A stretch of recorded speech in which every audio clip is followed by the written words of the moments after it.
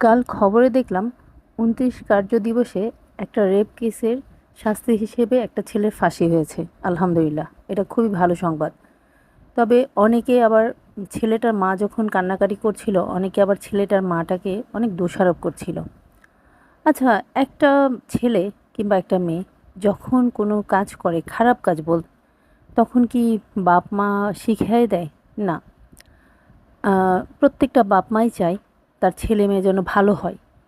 আমরা শহরে বাচ্চাদেরকে যতটা মনিটরিংয়ের মধ্যে রাখতে পারি, উঠতে বসতে বলি, ভালো হয়ে চলো, এটা করবা না, ওর সাথে মিশবা না। গ্রামের ছেলে মেয়েদেরকে কয়টা বাপ মা খুব ভালোভাবে মনিটরিং করতে পারে?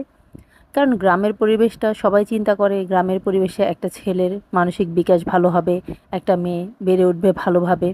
কিন্তু এর আড়ালেই যে কিছু কিছু মানুষ মানে রাক্ষস হয়ে ওঠে, সেটার জন্য তো তার বাপ মা দায়ী না। কেউ তো এর ইচ্ছা করে বলে না যে একটা খারাপ কাজ করতে। আজকে যে ওর মাটা কান্না করছে, ওর মা যদি জানতো যে ওর ছেলে এরকম খারাপ কাজ করবে এবং তার শাস্তি মৃত্যুদণ্ড হবে, সে কি বসে থাকতো? অবশ্যই না।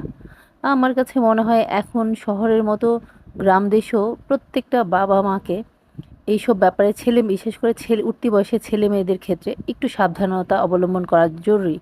এবং আগের যুগ আর এই যুগ তো অনেক তফাৎ, যার জন্য ছেলে মেয়ের সাথে সাথে বাপ মাকে অনেক আপগ্রেড হতে হয়, ওদের সাথে তাল মিলিয়ে চলতে হয়।